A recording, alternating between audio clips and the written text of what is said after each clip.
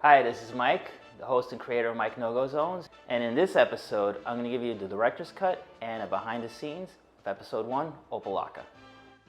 There are certainly areas of high crime in Europe, as there are in the United States and other countries. No-go zone.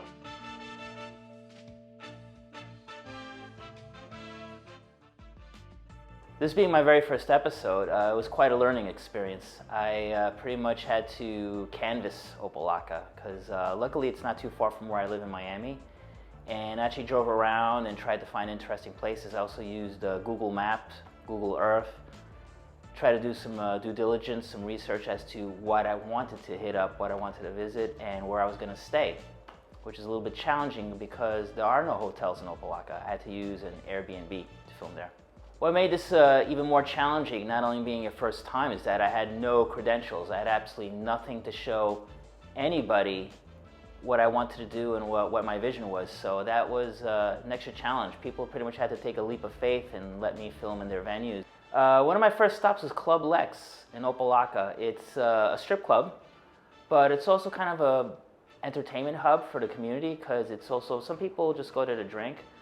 But also, the Club Lex has positioned itself to be like a place for up-and-coming rappers to showcase their music. Because what's kind of happened with the radio industry, pretty much most radio stations are corporate-owned now.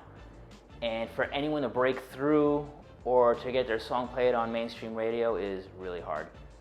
So a big experimental ground for any new songs is to take it to a strip club. That way the DJ will debut it, and judging by the crowd's reaction to it, that's how they know they have a hit on their hands. And it's kind of strange how strip clubs have kind of morphed into an incubator of what's coming up in hip-hop. So it's kind of strange how that worked out, but it's that's what Club Lex has prided itself on too.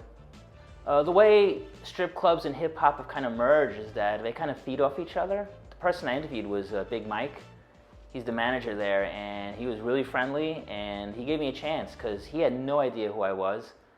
But yet he was willing to take time out of his day to talk to me, and I'll always be forever grateful for that. And the whole staff, everyone at Club Lex was really cool.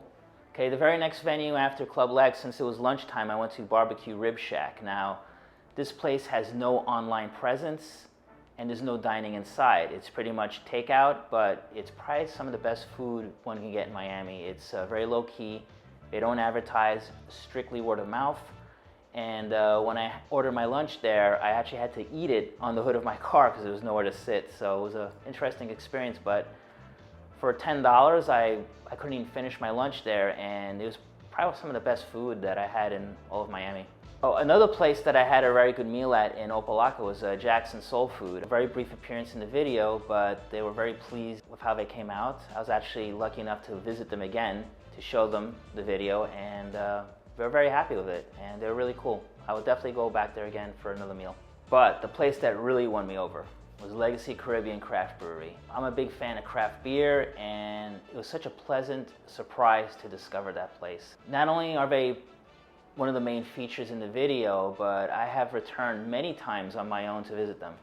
Not only did I develop a friendship with Ismael, the owner, but when the first video came out, I decided to hold a release party for the video there, and it turned out really well. I had a lot of friends and family show up. It was a nice way for me to say thank you to him and for believing in me when I had nothing to show him, and I'll always be grateful. Another eye-opening experience was when I visited the Hindu temple.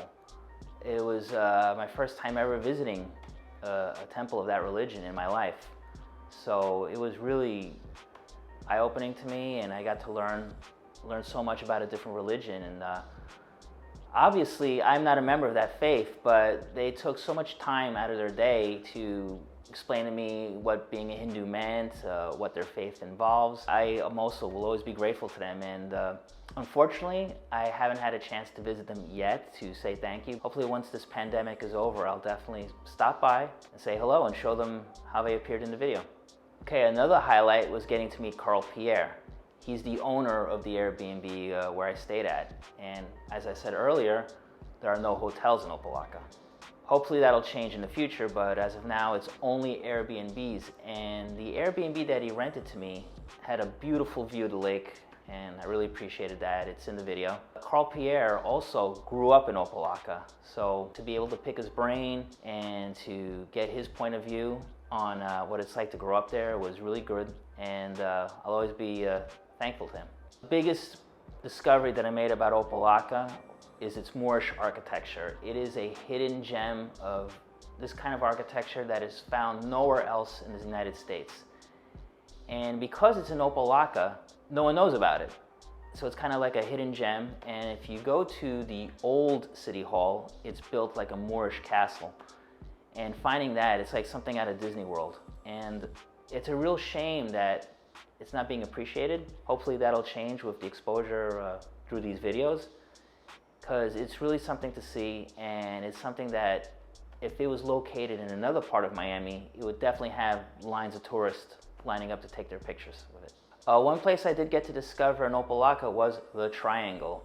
That is considered the worst part. That's where all the gangland violence happens, and I actually wandered through it by myself on my own, and nothing happened to me. I actually got to meet some people there, and they were willing to engage with me, and no problems at all. It turned out fine. Okay, so what was my overall experience in OPA LOCKA like? It was fine. It was great. I met some really wonderful people there.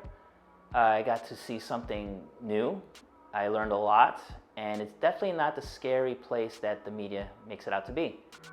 And it's a shame if more people gave it a chance. I think it could definitely be a special place.